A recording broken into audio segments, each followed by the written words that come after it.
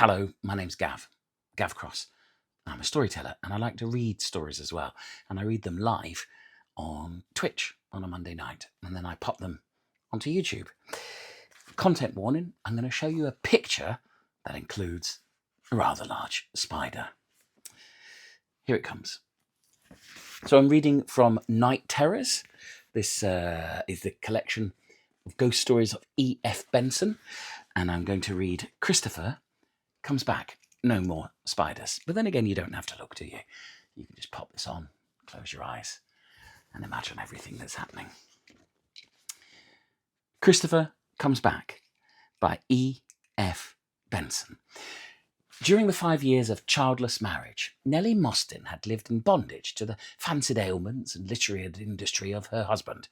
For the last 3 of these, Christopher had been engaged in a life and definitive edition of the lyrics of the most obscure of Elizabethan poets, the little-known and less-read Francis Holder. And morning after morning, it had been Nellie's occupation to sit with her husband in his study, looking up references, copying out his notes, receiving his dictation, and rising at punctual intervals to fetch him his tonic or his aspirin or his glass of hot water. In the afternoon, she took a drive with him and was almost equally busy with putting one window of the car an inch up or the other 2 inches down, with telling the chauffeur not to drive so fast or a shade faster, with adjusting the collar of Christopher's coat or with shifting his hot water bottle.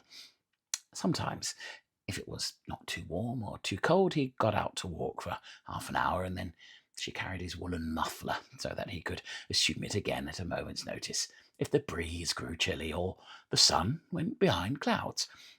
When he got back into the car, he would say, "Well, we've had a famous walk today, Betsy." And then perhaps he would doze a little with his large head nodding and lolling on that wrinkled neck, which was so like that of a plucked chicken. Or he had little tendencies for her, of much the same nature as those that an elderly woman has for a lap dog, little strokings and squeezes and pattings with pet names and baby language. Her youth and vigour were always tonic to him, and he was eager to get home and set to work again. It was so this afternoon, on this day of peerless spring weather, as they passed through the woods, tapestried with primrose and anemone, and more than once she had to use the speaking tube to tell the chauffeur to go a shade faster, for Christopher would like 2 clear hours for dictation between tea time and 7 o'clock, when he always rested for half an hour. If he fell asleep, it was Nellie's duty to give him 5 minutes' law and then wake him. "This evening, Betsy," he said, "it may be, though I promise nothing, that I shall have a little surprise for you. I think we'll have the window quite up. The spring weather is often treacherous. Be quick, Nellykins. There is a considerable draught. A surprise, I was saying. How excited you will be when I tell you. Now, you shan't get a word more out of me. Don't tease me into telling you, my little rascal girl." They'd left the woods, seething with spring below them, and were mounting the flank of the hill where the village of Pole Street stood on a shelf of the high downs. A couple of dozen shops lined the entrance to it, and after that came a circle of brick-built houses round the green, antique and mellow, a survival of more spacious days, when land and leisure were not so dearly bought as now. It was at the farthest of these that their motor drew up. Beyond it stood the church, and the graveyard of which came up to the low garden wall, and below the ground fell rapidly away towards the woods, through which they had passed. Tea was ready, and before 5 o'clock, Christopher, with his rug spread over his knees and his notes in front of him, had begun to dictate. They worked at the big table in his study lined with books, and by the fireside was the rocking chair in which he sat when Nellie read over to him some finished section. A pause occasionally broke the even flow of his voice. Then he sipped his hot water. Nellie took down his words automatically. Her hand had formed a habit of accurate transcription, and she could unleash her thoughts to wander where they willed. Today they were alive with the sense of spring. They went dancing with the daffodils, coming back only now and then to supervise her manual employment. Her blood was alert with April, and And here she sat day after day, so many of them over her sapless employment, without lot or portion in the rights of her own spring season and in the briskness of her youth. Never did any of their neighbours, with one exception, cross the threshold of the joyless house. For after the morning's work, Christopher could not contemplate the strain of a guest at lunch who might linger unduly and curtail the hours of his motor drive. Tea was followed by work again, and after that he did not feel up to more than a quiet, frugal dinner, with a little reading aloud till bedtime, nor could he accept hospitalities from others, if it was thus impossible to return them. Besides, hostesses, ignorant of the sad plight of his digestion, might provide a dinner which would be just so many plates of poison to him, and Nelly, of course, could not go out and leave him alone. All this had long been fermenting within her. A perilous brew, and the sense of spring today had caused it to bubble afresh. It may easily be conjectured who was the one person from outside who entered this hermitage. Dr. Bernard Eves paid a visit there regularly once a week to see that no disquieting symptoms were sprouting, to approve the countenance of the continence of the current dietary or suggest some modification. And in addition to this, he was usually summoned once or twice between these fixed visits to dispel chance alarms. He was a young man, lately come here, and Christopher had the highest opinion of his abilities. He was cheerful, had a laughing eye, which became suitably grave when he tapped and pressed and brightened up again as he congratulated his patient on his general soundness. When the examination was over, he interviewed Nelly and gave her the prescribed commissariat for the next week. Hardly a word at present of personal import had passed between them, but both knew that there was fire kindling. She recalled herself to her work. Opposite her sat her husband with his velvet skull-cap on his head, fingering the scanty greyish-brown beard that dripped from his chin. Though he was not yet 50, he appeared an old man. His mouth had a senile droop, his eyes an unfocused watery vagueness. His hands were creased with wrinkled skin. Fresh from her April thoughts, Nelly suddenly shuddered with a qualm of horror and repulsion at the sight of him. His custom was to spread slips of paper with his notes written on them over the table in front of his oak armchair. His dictation was founded on these, and as each was finished, he tore it up. Now, there was but one left, and he was beginning to tear it. For me, it will be sufficient reward to have rescued from oblivion one who, whatever his failings, we must consider to be one of the sweetest minor singers of the choir of English melody. Nelly took down his words and paused for the next.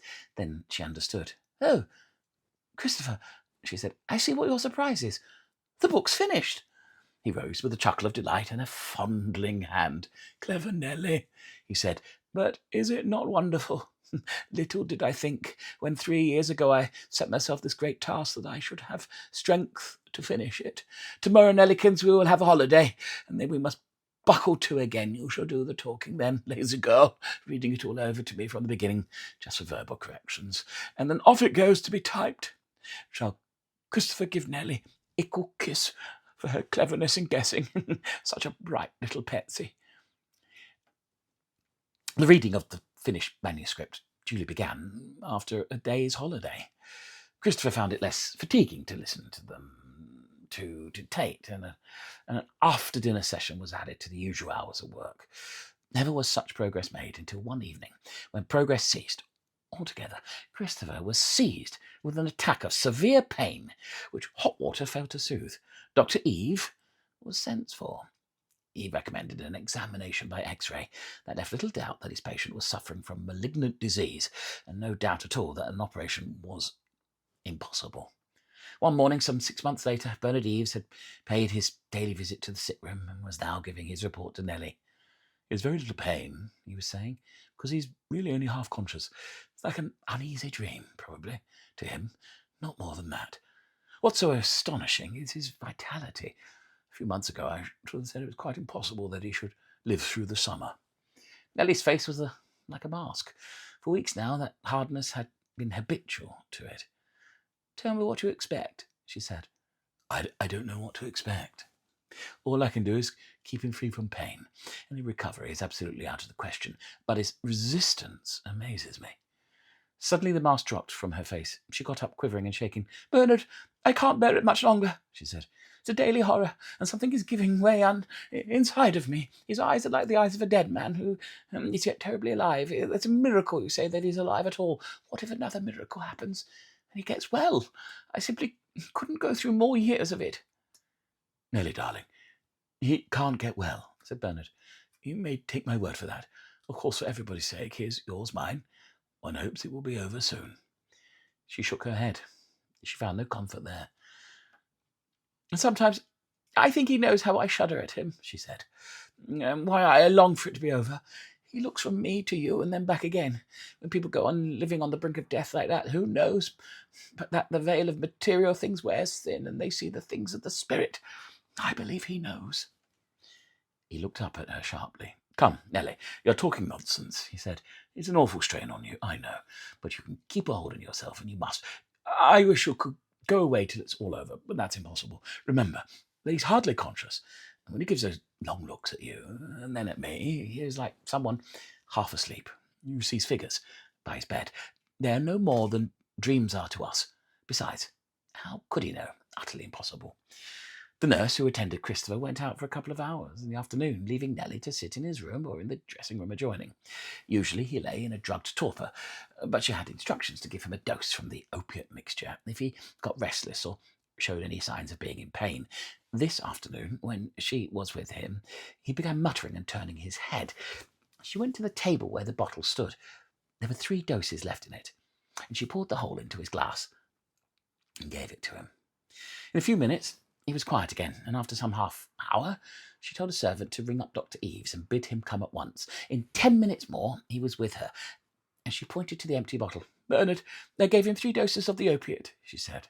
He stared at her, incredulous. "It's quite true," she said. He rushed back to his surgery 100 yards away, where he dispensed drugs and brought back with him certain apparatus and a bottle unconnected with them. But his efforts to revive the patient were unavailing. And when the nurse came in from her walk, Christopher Mostyn was dead, and in the bottle of opiate mixture were 3 doses. "A sudden collapse," he said to her, "such as I have been expecting for many days." The funeral was over. Nellie came back to the house, feeling that the last rim of the shadow of the eclipsed years had passed off, even as the blinded windows once more let in the day. She had no touch of remorse or regret for what she had done. Christopher had been doomed to death, and she had but freed him from further days of drugged discomfort. Since that afternoon, she had not seen Bernard, before he had received news, almost in the same hour, of his mother's serious illness, and had gone off at once, nor had she heard from him since. But nothing was more natural than that he should not write to her just yet. He knew everything. He'd been prompt and wise in filling up the bottle to the level at which it had stood when the nurse went out, and she felt that by that action he had accepted what she had done. Before he left, he'd written the certificate of death, giving malignant disease, followed by heart failure as the cause. And when he came back, the past would be dead and done with. They would have to wait some months, she supposed, possibly a year, before they married. The day was closing in, chilly, with flaws of rain that tapped against the windows. Otherwise, the house was quite quiet. No muffled sounds came from the bedroom immediately above, nor would she presently hear the step of the nurse on the stairs coming down to give her news of the patient. Often about this hour he had grown restless and asked to see her, and then he would lie staring at her. But as Bernard had said, perhaps not knowing her, it was an infinite relief to sit here secure from these ghastly errands and listen to the rain on the darkening windows and the soft flapping of the flame on the hearth. Then there came to her ears the sound of an electric bell, and her heart leaped, for Bernard might have returned. She heard the step of a servant in the passage outside, but instead of turning the corner to the front door, it went on towards Christopher's study. After a pause it returned, and the door opened. "What was the bell?" she asked. "Not the front door?" "No, ma'am. It was the bell from the study," said the maid. "I suppose you were there." "You must have made a mistake," said Nellie. "See if it is not the front door." The maid did not come back, so there could have been no one at the door, and Nellie rose and went to the study. It was nearly dark now, and as she turned on the switch of the light, she thought she heard a creak from the oak rocking chair, where for so many mornings of work Christopher had sat over his notes. She looked and saw that the chair was oscillating slightly, as if someone had just got up from it. For a moment she stared at it, motionless and tense. for that familiar movement conveyed to her the sense of Christopher's presence in a manner terribly vivid. He had stood there, visibly reaching up for a book from the shelves. She could not have received a sharper impression of him. She glanced round the room, almost expecting to see him or hear his voice. There was nothing, just the gleam of light on the big polished table, and lying there, on his blotting pad, a duplicate of the printed proofs of his book, which had arrived only a week or two ago. When he was past all thought of them, the movement of the rocking chair died away. But the shock to her nerves remained, and determined to control and master them, she moved about the room, and finally went to the window and looked out. The rain had ceased, and a splash of sullen red in the west showed that the sun had already set. Just outside lay the bounding wall of the churchyard with its rows of headstones, and close at hand the mound of earth that marked the most recent of the graves.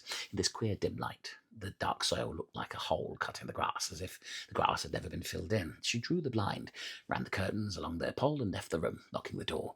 Her nervous perturbation passed off, and she settled down for tranquil, undisturbed evening.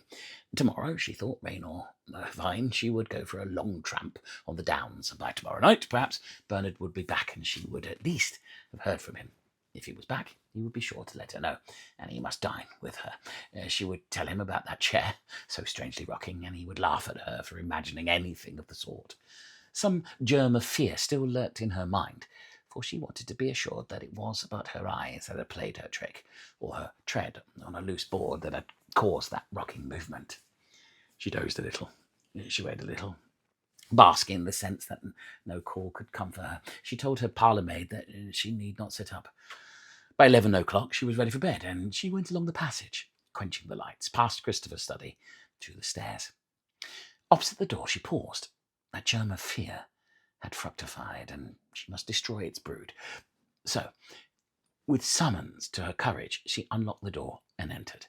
But now there was no need to press the switch, for his green-shaded reading lamp by the rocking chair was burning, and on the table beside it lay the printed proofs of his book, and the rocking chair was again oscillating to and fro as if its invisible occupant had risen on her entry. Even as she stood there, feeling her hands grow cold and moist, that spectral light faded, and she was looking into the blackness of an unlit room. But something stirred there.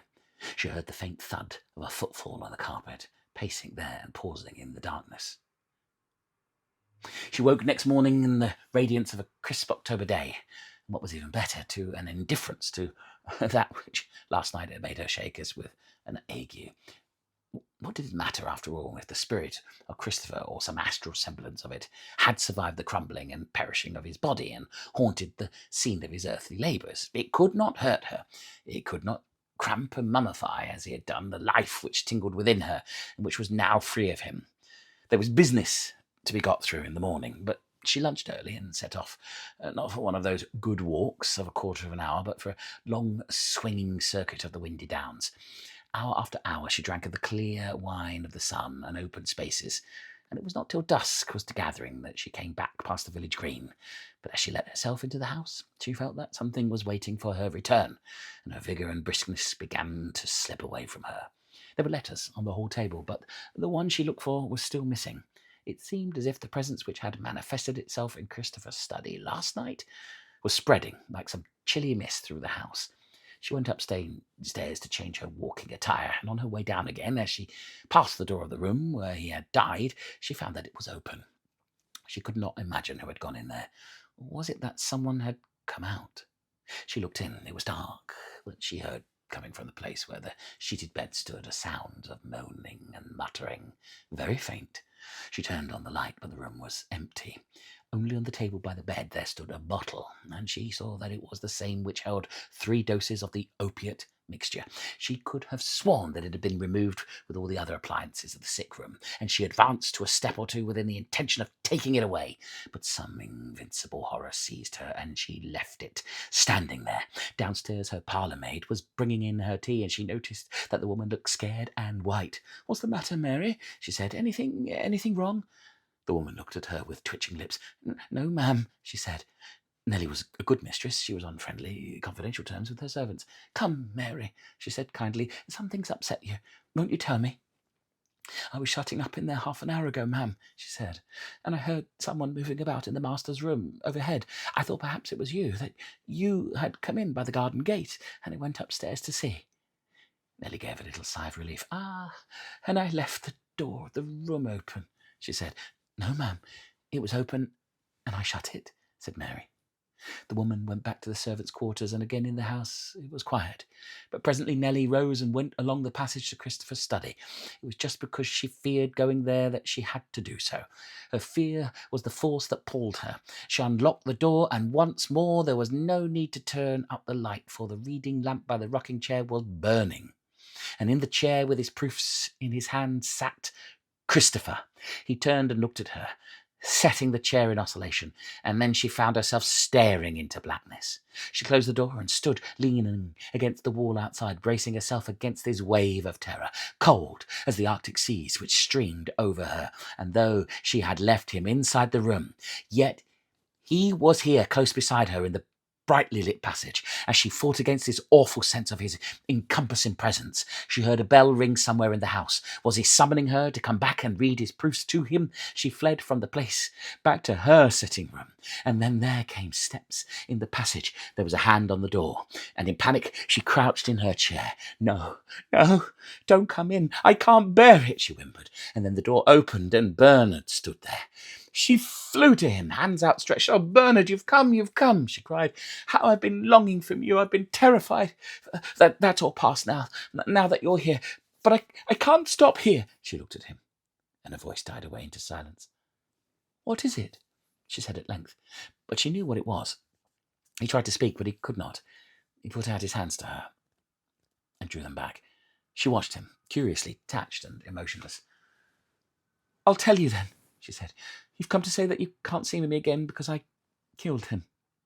She moved a step away towards the tea table, and then suddenly her terror, stilled for the moment by Bernard's presence, and her love for him, surged back on her. "Bernard, you can't leave me," she said. "You know what I did was merciful. Besides, we love each other, and there's more than that. Christopher has come back. He's in the house. He was in his study last night, though I did not see him, and his lamp was lit, and his chair was rocking." Her voice rose. "This afternoon he was in the bedroom where he died," she said, "and just now I saw him visibly. He's getting more and more of a hold over me. His grip is tightening, and it's only you who can loosen it. He knows, and he's trying to keep us apart so that he'll get possession of me again, and I shall be his. But I'm not his, I'm yours, and you must save me from him. He can't come between us if we are one. He mustn't." Her voice, which had risen to a scream, died away again, and the last words were but whispered. Her eyes were on Bernard no longer, but on some point in the air between them, and were focused intently on it.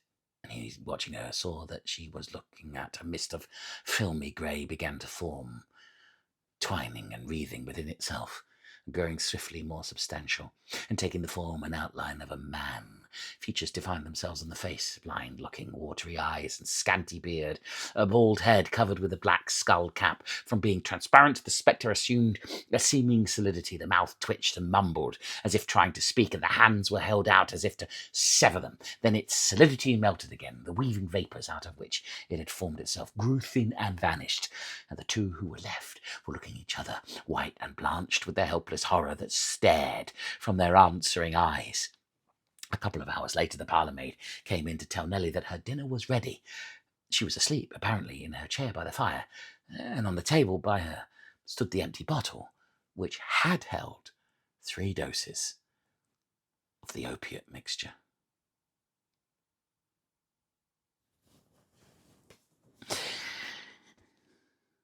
From Night Terrors, the ghost stories of E.F. Benson. Trying to find the title of the Christopher Comes Back. There you go. Quite a literal title. I hope you enjoyed that. Let me know what you think in the comments below. Your likes and subscriptions really help. And if there's a story that you'd like me to read, why don't you let me know? Thank you.